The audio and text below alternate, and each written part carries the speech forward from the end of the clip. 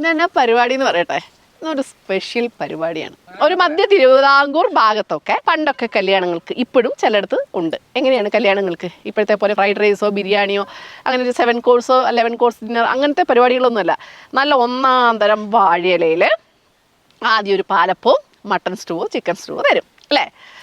അത് കഴിഞ്ഞിട്ട് ഒരു കട്ട്ലേറ്റും കുറച്ച് സള്ളാസും കച്ചമ്പറോ ചള്ളാസും എന്തെങ്കിലും തരും. അത് കഴിഞ്ഞിട്ട് നല്ല മട്ടേരി ചോറ് അങ്ങോട്ട് വിളമ്പും.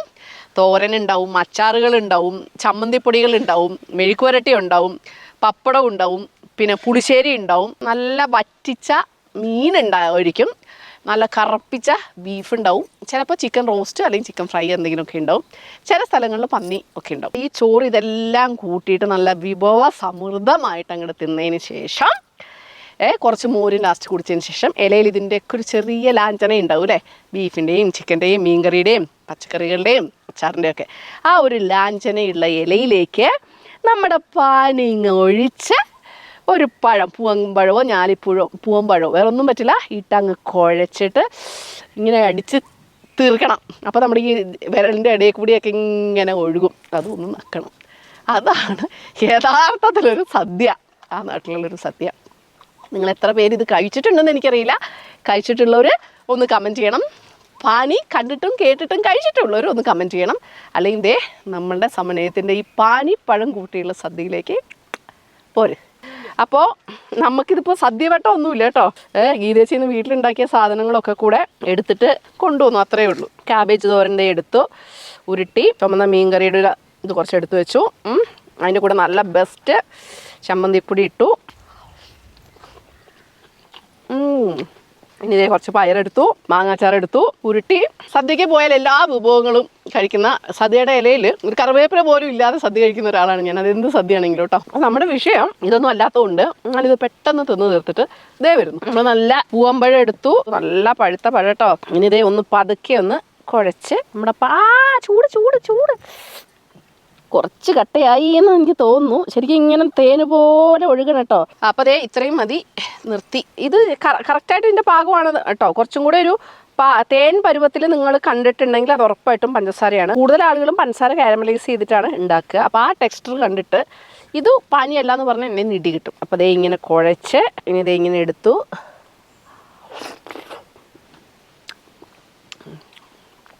ആഹാ, അടിപൊളി. വലിയ വാചകമൊക്കെ കഴിച്ചിട്ടുണ്ടെങ്കിൽ ഞാൻ ഇന്ന് വരെ പാനി കൂട്ടിയിട്ടുള്ളൊരു, പാനി അവസാനിപ്പിച്ചിട്ടുള്ളൊരു സദ്യ ഞാൻ കഴിച്ചിട്ടില്ല കേട്ടോ. ഇതാ ഉണ്ടാ കയ്യിൽ കൂടെയൊക്കെ ഇങ്ങനെ ഒഴുകി ഇറങ്ങണം എന്നാണ് പറഞ്ഞത്. കട്ടി മധുരമല്ല കേട്ടോ, പക്ഷേ മധുരത്തേക്കാൾ കൂടുതൽ അതിൻ്റെ ഒരു ഫ്ലേവർ ഉണ്ടല്ലോ, നമ്മളായിട്ട മസാലകളൊക്കെ ഉണ്ടല്ലോ. ഗംഭീരം എന്നല്ലാതെ വേറെ ഒന്നും പറയാനില്ല. അവസാന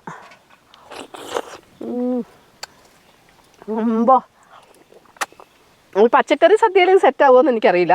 നോൺ വെജ് സദ്യയിൽ തന്നെ ഇത് സെറ്റ് ആവുള്ളൂ. കാരണം ആ കഴിച്ച സാധനങ്ങളുടെ ഒക്കെ ഒരു ചെറിയ ലാഞ്ചനയിൽ വരണം.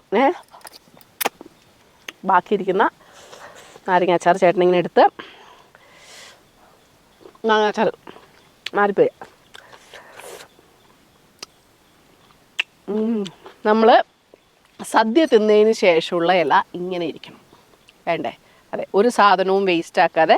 എന്നിട്ട് ഇലതേ ഇങ്ങോട്ട് ഞാൻ മടക്കി, വെള്ളമാണ് വെക്കേണ്ടത്. കഴിക്കുമ്പോൾ ഞാൻ വെള്ളം കുടിക്കില്ല, പ്രത്യേകിച്ചും സദ്യയിൽ ഒരിക്കലും കുടിക്കില്ല. ആ വെള്ളം കുടിക്കണ ഗ്യാപ്പിലും കൂടെ ഒരു ഗ്ലാസ് പായസം കുടിക്കാമല്ലോ എന്നാണ് പഴയ നമ്പൂരിശൻ പറഞ്ഞ പോലെ നമ്മുടെ ഒരു ആഗ്രഹം.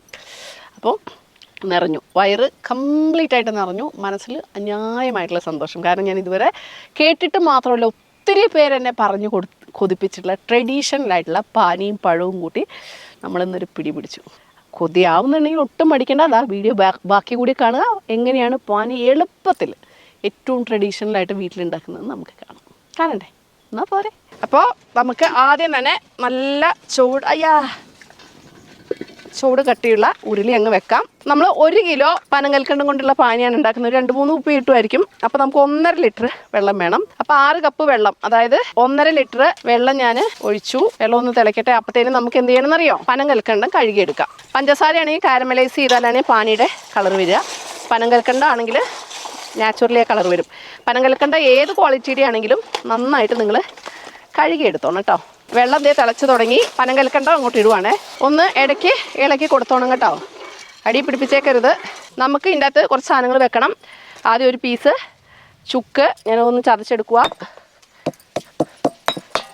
ഇനി അതിൻ്റെ കൂടെ 1 ടീസ്പൂൺ, അതായത് 5 ഗ്രാം നല്ല ജീരകം, ഒരു 5 ഏലക്ക, കുറച്ച് പഞ്ചസാര എന്ന് പറഞ്ഞാൽ ഇത് പൊടിയാനാണ് കേട്ടോ, വേറെ ഒന്നിനുമല്ല. അപ്പോൾ അതേ ഇതിൻ്റെ മുകളിൽ വരുന്ന അതേ ഈ അഴുക്കുണ്ടല്ലോ, അഴുക്കോ പതയോ, അതിങ്ങനെ നമ്മളെടുത്ത് കളഞ്ഞുകൊണ്ടിരിക്കണം. അപ്പോൾ ഇതാ പൊടിച്ചു. ഇനി നമുക്കൊരു നല്ല വെള്ള തുണിയിലോട്ട് നമ്മുടെ മസാല വാരി ഇടുവാണ്. ഇനി നമുക്കിതൊന്ന് കെട്ടണം. ഇനി ഇതേ ഒരു കോലയിലേക്ക് നമ്മൾ ഇവനെ അങ്ങ് കെട്ടുക. കണ്ടാ സഞ്ചാരികളൊക്കെ ഒരു വടിയുടെ അറ്റത്ത് അവരുടെ പാണ്ടോ കെട്ടി തൂക്കി പോണത് കണ്ടിട്ടുണ്ടാ? അതുപോലെ ഒരു സെറ്റപ്പ് ഇറക്കി വെച്ചു കേട്ടോ. അതിങ്ങനെ ഒരു സൈഡിലിരുന്നോട്ടെ. അതിൻ്റെ ഇടയിൽ നൂൽപ്പരുവോ ആയോന്ന് നമ്മൾ നോക്കണം. അപ്പോൾ നമ്മൾ വെച്ചിട്ടുള്ള സ്പൈസസ് കിഴി ഉണ്ടല്ലോ, അതാണ് അതിൻ്റെ ഫ്ലേവർ. ഓക്കെ, അത് ഇടയ്ക്കൊന്നിങ്ങനെ ഇളക്കിക്കോണം. ഒരുപാട് അതിൻ്റെ അകത്ത് അഭ്യാസം കാണിച്ചിട്ട് പൊട്ടിപ്പോകാനും പറ്റത്തില്ല കേട്ടോ. പൊട്ടിപ്പോയാൽ പാനിയുടെ ടേസ്റ്റൊക്കെ അങ്ങ് മാറും, അത്രേ ഉള്ളൂ. അപ്പോൾ ഏകദേശം നമ്മുടെ സാധനം വറ്റി സെറ്റപ്പ് ആവാറായിട്ടോ. പതഞ്ഞ് കുറുകുന്നുണ്ട്. നമ്മുടെ ഈ പൊതിയും ഞാനിങ്ങനെ ഇട്ട് ഇടയ്ക്ക് കറക്കുന്നുണ്ട്.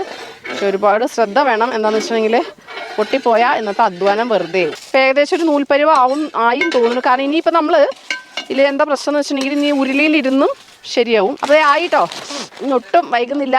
സമാധാനത്തിൻ്റെ വെള്ളരിപ്രാവുകൾ. എന്താണെന്ന് പറഞ്ഞിട്ടുണ്ടെങ്കിൽ ഈ പാനി പഴവും കഴിച്ചിട്ടുണ്ട് എന്നല്ലാതെ ഉണ്ടാക്കിയിട്ടുമില്ല, ആരും ഉണ്ടാക്കണത് ഞാൻ കണ്ടിട്ടുമില്ല.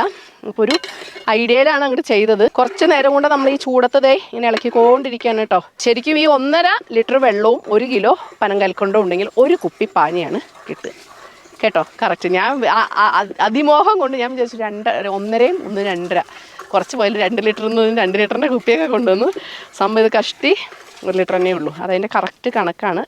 ഇനി ഈ സാധനം നമുക്ക് അങ്ങനെ കളയാൻ പറ്റില്ല. ഇത് പിഴിഞ്ഞിങ്ങോട്ട് ഒഴിക്കണം. ഇതുവരെ പൊട്ടിയില്ല, ഇനിയായിട്ട് പൊട്ടരുത്. ഇതുണ്ടോ, ഇഷ്ടം പോലെ പാനി ഇതിൻ്റെ അകത്തുനിന്ന് ഒലിച്ചിറങ്ങുന്നു. പാനിയുടെ മാത്രമല്ല നമ്മുടെ ഒരു സ്പൈസസിൻ്റെ ഫ്ലേവർ നമുക്ക് കിട്ടണം. സ്പൂൺ കൊണ്ട് തന്നെ പിഴിയാവുള്ളൂ. ഒരു കാര്യം പ്രത്യേകം ശ്രദ്ധിക്കണം, നമ്മുടെ പാനി ശരിക്കും ഇത് ആറിയതിന് ശേഷം ചില്ലുകുപ്പിയിൽ എടുത്തിട്ട് നമുക്ക് വെക്കാം. ശരിക്കും ഇത് പുറത്തിരുന്ന് ഇരിക്കും. പക്ഷെ വെള്ളത്തിൻ്റെ എന്തെങ്കിലും ഒരു അംശം വന്നിട്ട് ഈ സാധനം ചീത്തയും. അതുകൊണ്ട് റിസ്ക് എടുക്കണ്ട എന്നുള്ളവർ നിങ്ങൾ ഫ്രിഡ്ജിൽ വെച്ചോ, കുഴപ്പമൊന്നുമില്ല. അതുപോലെ ഫസ്റ്റ് ആ വെള്ളം ഒഴിച്ച് തിളച്ചതിന് ശേഷം എൻ്റെ കയ്യോ വായോ തലയോ ഒന്നും ഇങ്ങോട്ട് പോയിട്ടില്ല.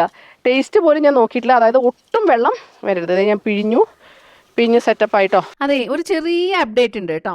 ഒറിജിനൽ പാനി ഉണ്ടാക്കുന്നത് ചൂണ്ടപ്പനയുടെ കള്ള് കുറുക്കിയിട്ടാണ്. അതായത് ചൂണ്ടപ്പന എന്ന് പറഞ്ഞിട്ടുണ്ടെങ്കിൽ നമുക്ക് ആനയ്ക്ക് പനമ്പട്ട കൊടുക്കൂലേ, ആ പന. പിന്നെ ഈ കള്ളിന്റെ അഭാവം കൊണ്ടാണ് അത് പനങ്കൽക്കണ്ടത്തിലേക്കും പ്രൊഡക്ഷൻ കോസ്റ്റ് കുറയ്ക്കാൻ വേണ്ടി പഞ്ചസാരയിലേക്കും ഒക്കെ മാറ്റിയത്. ലക്ഷദ്വീപിൽ പോയിട്ട് നീര കുറുക്കിയിട്ട് അവർ ശർക്കര ഉണ്ടാക്കുന്നത് കണ്ടപ്പോഴാണ് ഇങ്ങനെ തന്നെയായിരുന്നു പണ്ട് പാനി ഉണ്ടാക്കുന്നതെന്ന് എനിക്ക് വ്യക്തമായത്. അതൊന്ന് അപ്ഡേറ്റ് ചെയ്തതാണേ. എങ്ങനെ ഉണ്ടായിരുന്നു? സെറ്റല്ലായിരുന്നു? അപ്പോൾ ഉണ്ടാക്കി നോക്കാൻ മറക്കണ്ട. പനങ്കൽക്കണ്ടം അത്ര വലിയ വിലയൊന്നുമില്ല. വല്ലപ്പോഴും ഒന്ന് മേടിക്കാം. ഇനിയിപ്പോൾ 1 കിലോ പറ്റില്ലെങ്കിൽ 1/2 കിലോ മേടിച്ചിട്ട് നമുക്ക് ഉണ്ടാക്കുക, 1/2 കുപ്പി കിട്ടും കേട്ടോ.